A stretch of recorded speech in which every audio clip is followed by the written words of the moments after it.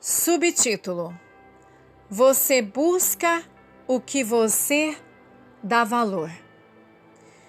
Esses tipos de pensamentos são reservados para aquele que você ama, sente saudade e deseja ter intimidade. Você está começando a ter uma ideia do quanto Deus te ama? Você já tinha parado alguma vez e meditado o quanto você significa para Ele? Quando vamos às compras, andamos em lojas cheias de itens com etiquetas com preços. Alguns itens estão na promoção, outros são caros. Cada um designado com um preço de acordo com o valor que eles têm. Mas se formos sábios compradores, iremos comprar itens que valem tanto ou mais para nós do que realmente damos por eles. Tudo na vida tem um valor designado. Esse valor é determinado pela percepção do comprador. Alguns anos atrás, uma bola de beisebol estava à venda. Mas não era uma bola comum. Era a bola com a qual Murky McGarry conseguiu bater seu 70º home run.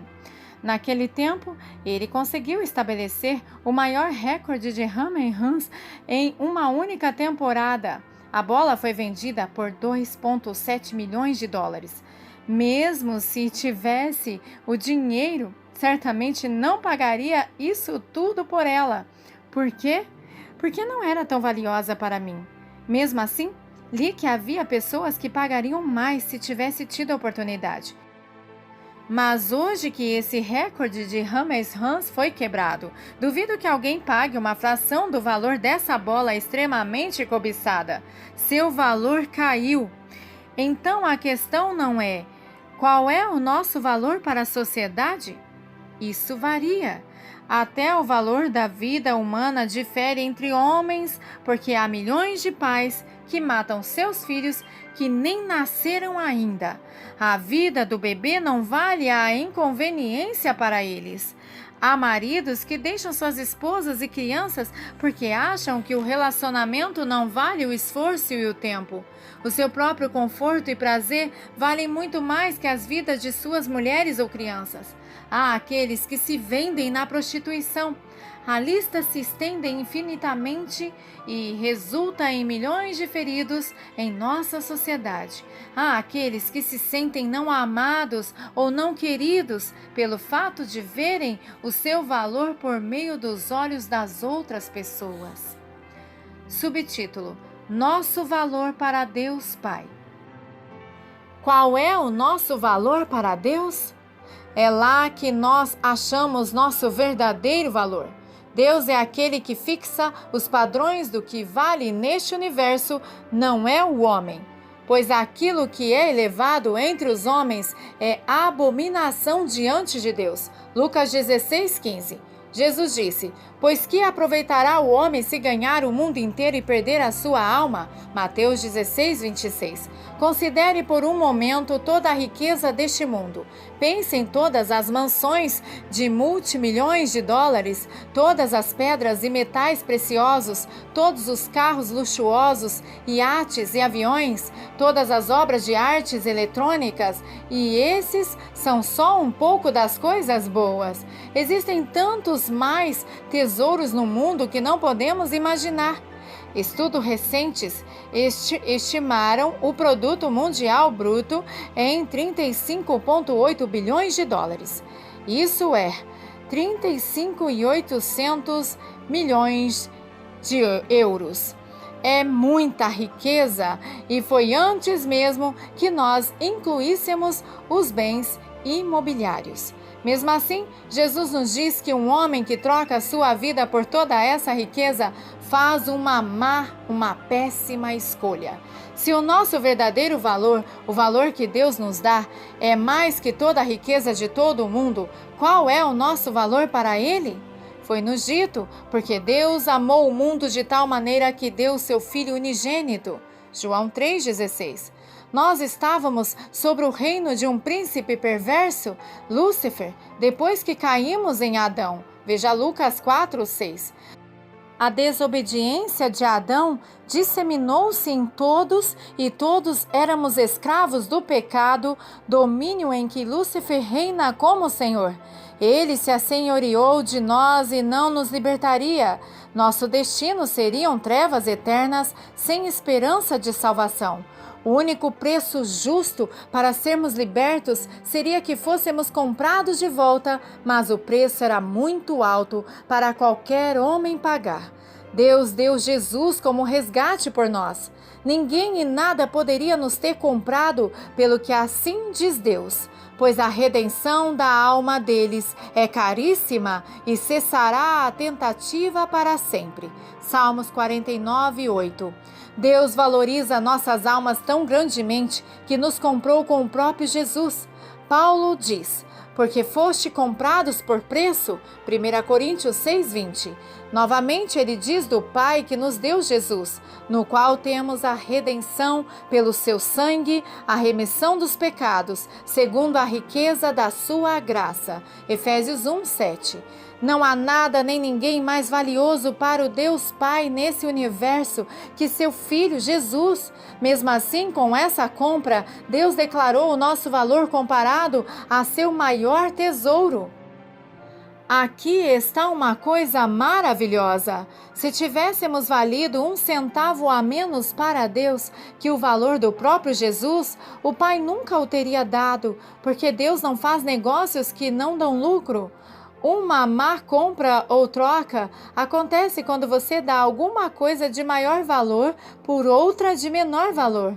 Uau! Você está vendo o quão importante é para o Pai? Jesus confirma isso dizendo: eu lhes tenho transmitido a glória que me tens dado, para que sejam um como nós o somos, eu neles e tu em mim, a fim de que sejam aperfeiçoados na unidade, para que o mundo conheça que tu me enviastes. E eu os amaste, como também o tanto quanto amaste a mim. Lucas 17, 22 e 23. Jesus declara simplesmente que o Pai nos ama tanto quanto Ele ama Jesus. Você escutou isso? Você vê seu verdadeiro valor? Você vê por que Ele busca você? Subtítulo: Sim, mas eu sou só um entre tantos. Alguns talvez se perguntem: sim, Deus fez isso por toda a humanidade, cumulativamente, mas quem sou eu entre tantos? A resposta para essa pergunta é: se você fosse o único, ainda assim Ele teria pagado o preço e resgatado você por esse grande preço. Isso é claramente visto no ministério de Jesus. Ele tinha passado o dia inteiro ensinando as multidões sobre o reino de Deus. Ele estava cansado, mas tinha uma coisa que não podia esperar.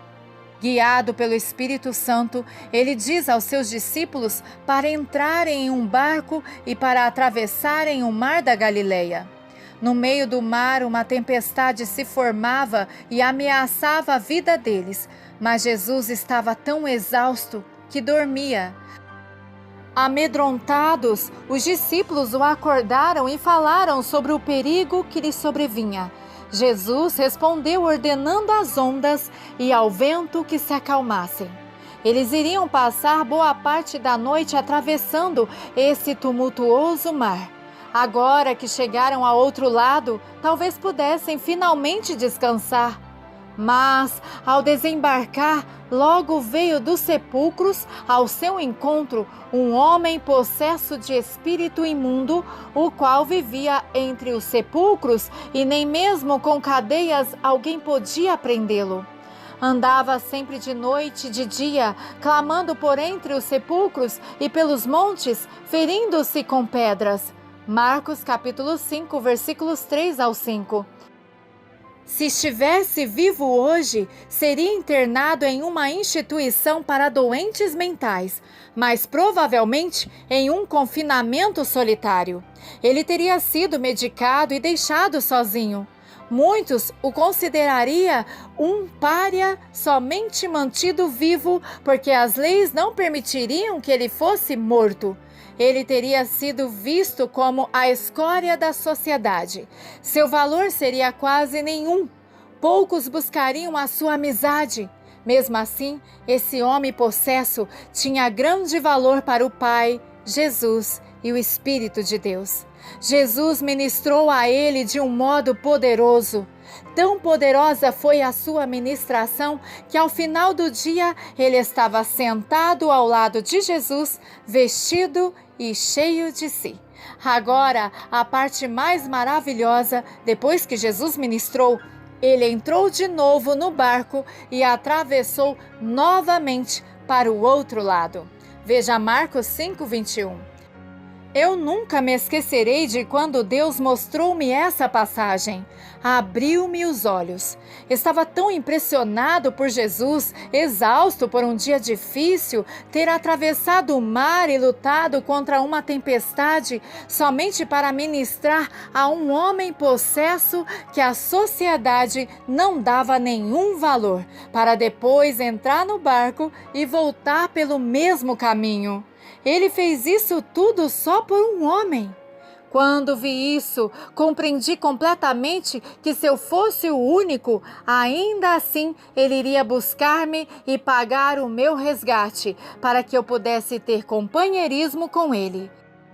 Sem dúvida, os anjos do céu cantaram no anoitecer em que ele nasceu, celebrando paz na terra e boa vontade aos homens. A busca de Deus por nós estava se desdobrando perante o mundo. Subtítulo: O jeito que Jesus vê cada um de nós. Uma das maiores revelações dadas pelo Senhor a mim veio pouco depois de eu ter recebido a salvação. Estava socializando-me com ele enquanto dirigia meu carro e, aparentemente do nada, ele começou a falar a respeito de uma coisa que revolucionou o meu modo de pensar. Escutei ele sussurrar ao meu coração: John, você sabe que eu considero mais você que a mim mesmo? Lembro-me que quando escutei essa declaração, brevemente a considerei como blasfêmia ou inspirada pelo inferno.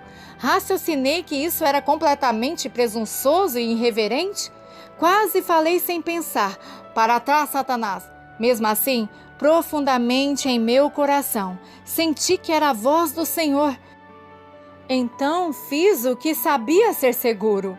Respondi: Senhor, isso é muito extremo para eu acreditar. Parece blasfêmia que você, o Senhor Jesus, Criador dos céus e da terra, iria me considerar fraco como sou, mais importante que você? O único jeito de poder aceitar tal declaração é se o Senhor mostrar-me 3 escrituras do Novo Testamento para provar. Depois de dizer isso, eu senti seu prazer e imediatamente escutei em meu coração: o que diz Filipenses 2:3? Estando familiarizado com o versículo, citei em voz alta: nada façais por partidarismo ou vanglória, mas por humildade, considerando cada um os outros superiores a si mesmo. Filipenses 2:3. O Senhor disse: você tem a sua primeira escritura. Eu retruquei: Senhor, é Paulo falando aos crentes de Filipos, dizendo a cada um deles para considerar mais aos outros do que a eles mesmos. Não está falando a respeito do seu relacionamento comigo. Imediatamente eu ouvi: Filho, eu nunca disse aos meus filhos para fazer alguma coisa que não faria eu mesmo. Então ele mostrou-me que isso era o problema em muitos lares. Pais esperam um comportamento de seus filhos que eles mesmos não observam. O Senhor nunca espera nada de nós de que Ele não se modele. Eu entendi o seu ponto de vista, mas não estava convencido que Ele me considerava mais que a si próprio. E eu disse: Senhor, só há uma escritura e eu preciso de mais 2. Eu não fui irreverente, mas sim um tanto cauteloso. Então, ele falou palavras em forma de uma pergunta que se cravou em meu coração. John, quem foi pendurado na cruz, você ou eu? Surpreso pelo que eu já sabia, mas agora tinha se tornado muito mais real, minha resposta foi discreta. Foi o Senhor Jesus. Ele continuou: deveria ter sido você pendurado naquela cruz, mas eu carreguei os seus pecados, juízo, indisposições, doença, dor e pobreza.